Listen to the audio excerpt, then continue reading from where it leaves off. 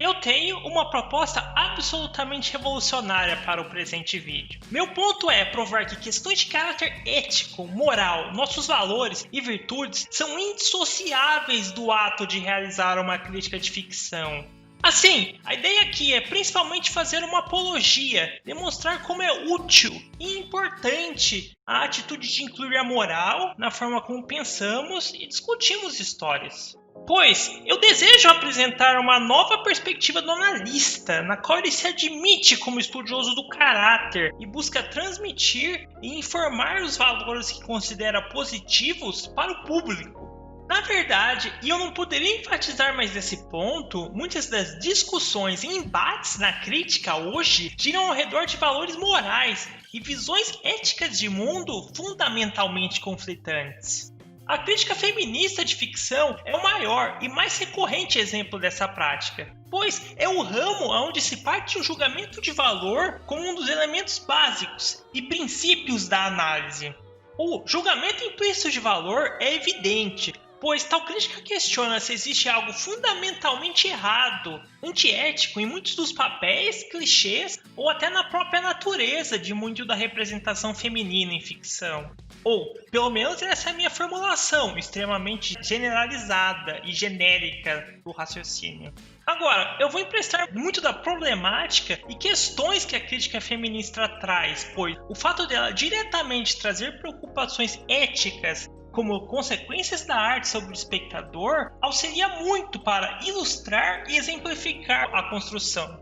Nesse ponto, eu reconheço que as pessoas demonstram enorme medo e receio de sequer tocar no assunto de valores e virtudes morais quando discutem animes e trabalhos específicos. A ideia de ser um moralista apresenta um implícito conteúdo pejorativo relacionado ao ato. Isso é interessante, pois mesmo quando críticos entram em questões de fanservice e objetificação, tais ainda expressamente excluem qualquer julgamento ético da análise. A maioria utiliza o mesmo vocabulário, método imparcial, típico de julgamentos de valor artístico de determinada obra, como a base para criticar certas cenas eróticas e de sexualização. Assim, críticos repudiam o fanservice por tal ser, por exemplo, desnecessário ou consistir de um problema de caracterização, ou ainda elemento irrealista encontrado em trabalhos ficcionais.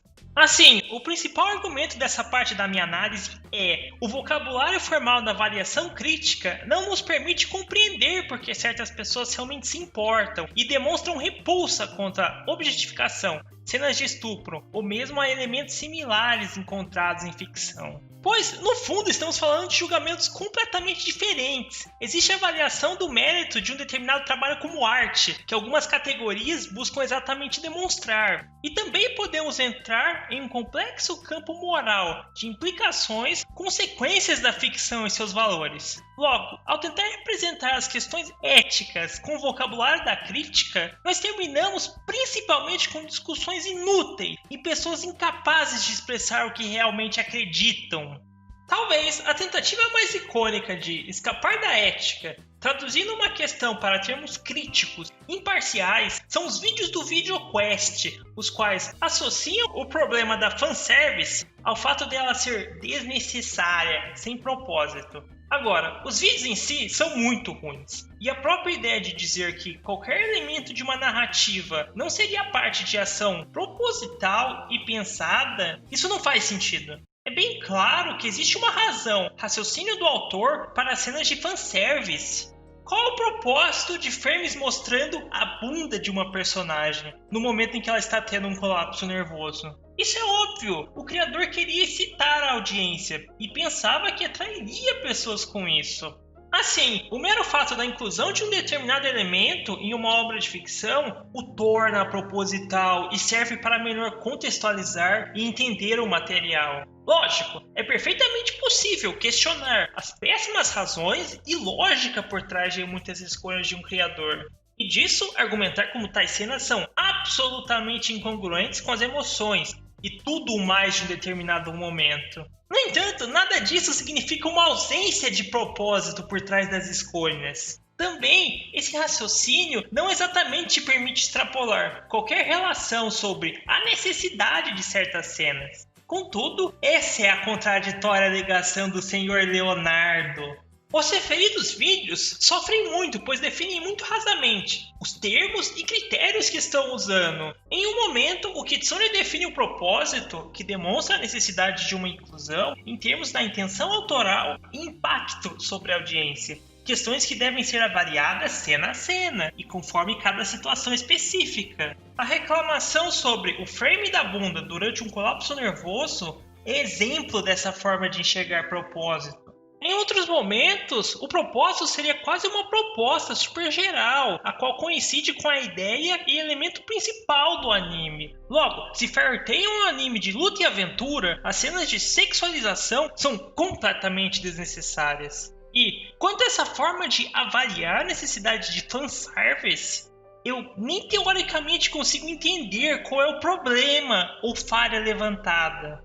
Mas a questão que o vídeo nunca responde é: seria o fanservice necessário algo positivo? Existe algum defeito quando essa forma de sexualização é incluída em um trabalho? Pois o vídeo mesmo utiliza o exemplo da Tamaki, do anime Fire Force, uma figura a qual não pode ser compreendida fora do contexto de sexualização constante pelo qual passa. Tamaki deriva muito dos seus traços de personalidade e até o conflito do fato que ela involuntariamente se envolve em situações sexuais intermináveis. Sua insegurança e desejo de se provar partem exatamente disso. Ela teme não ser levada a sério e que pessoas não confiam nela, em razão do fato de sempre acabar em poses sexuais com os outros. Sua principal luta, conflito no anime, gira ao redor da ideia de derrotar um inimigo muito mais forte, exatamente por se envolver em situações eróticas quanto a ele.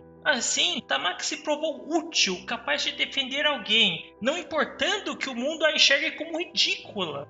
Pronto, aqui nós temos uma questão de caráter erótico necessário, algo que, caso retirado, modificaria fundamentalmente a forma de entender a personagem, assim como o anime todo. Explique isso ao Kitsune e veja se ele vai mudar de opinião. Críticos do fanservice desnecessário nunca mudam de ideia quando se demonstra a proposta das cenas, porque aqui não é a questão do propósito aquilo que realmente importa no debate. Logo, pensar e discutir esse tema em termos de função narrativa, pelo menos para mim, é algo que não responde absolutamente nada, nem entra no real mérito da questão. O verdadeiro problema nesse exercício se encontra em tentar aplicar um método de julgamento do valor de um trabalho como obra de arte, de forma a fazer uma condenação moral específica sobre um elemento ficcional.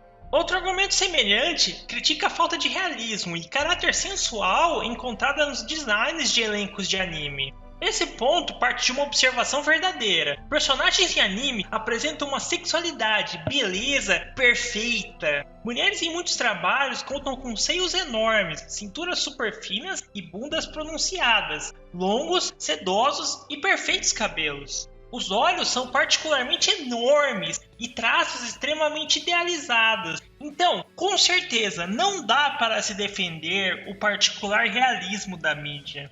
Agora, eu nunca observei qualquer argumento quanto ao porquê a natureza idealizada e sexualidade perfeita em anime seriam defeitos. Nisso, é importante ser criterioso quanto ao conteúdo de sua afirmação, ao reclamar de aspectos irreais da sexualidade. É perfeitamente natural ter uma preferência pessoal de odiar o sex appeal perfeito de personagens femininas.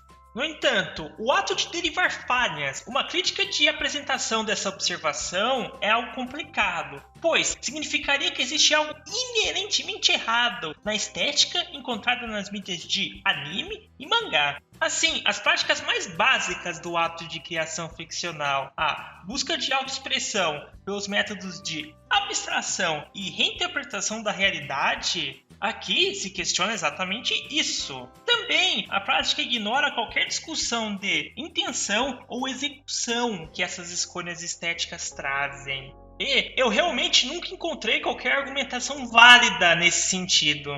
Não entendam esse vídeo como uma grande tentativa de fazer a lista exaustiva das manifestações da crítica feminista na forma como discutimos arte. Se eu fosse realizar um projeto absurdamente complexo desses, eu precisaria entrar em enormes detalhes sobre a ideia do male gaze, ou falar da recorrente discussão sobre se sexualização geraria um defeito de caracterização quanto a personagens femininas, pois tais seriam principalmente enxergadas como objeto de desejo e troféus para os homens, ao invés de indivíduos com suas próprias necessidades e desejos. Mas, para os propósitos do presente vídeo, eu não preciso entrar em detalhes e debater o mérito dessa e outras questões. Porque, e eu não poderia enfatizar isso bastante, não é absolutamente nada disso que importa. Os valores e fundamentos da questão da representação feminina em ficção são parte de um julgamento completamente diferente. Não adianta trazer o vocabulário ou o método raciocínio usual da crítica para esse debate. Essa não é uma discussão sobre fucking propósito ou de necessidade de certas cenas. Realismo e problemas de caracterização podem estar presentes ou não, mas fariam pouquíssima diferença quanto ao mérito.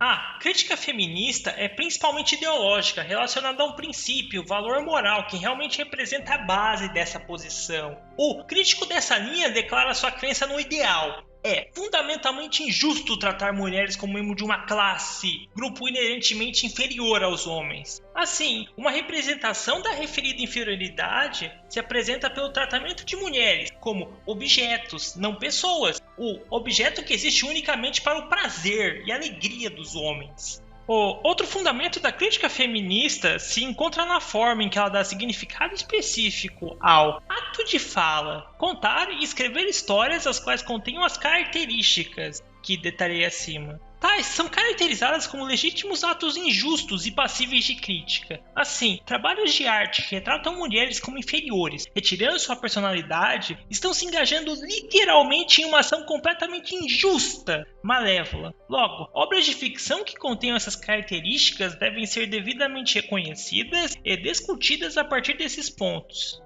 Não sei, eu considero que o ato de assumir as preocupações ideológicas e da ordem política é algo necessário na evolução das discussões sobre mérito artístico. E, com efeito, eu vejo com extremo ceticismo a tentativa de definitivamente separar o valor ideológico da arte das discussões sobre sua qualidade. Assim, eu sou completamente a favor das tentativas de moralizar e pensar nos valores da ficção.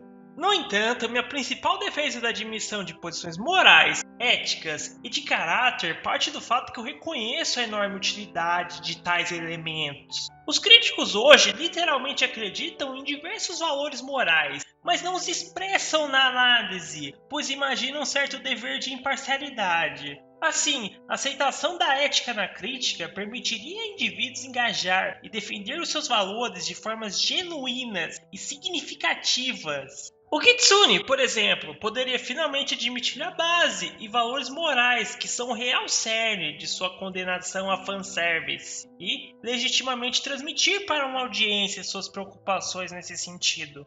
Se tudo der certo, em meu próximo vídeo eu pretendo falar das posições morais, o caráter que eu admiro e defendo em diversos trabalhos de ficção.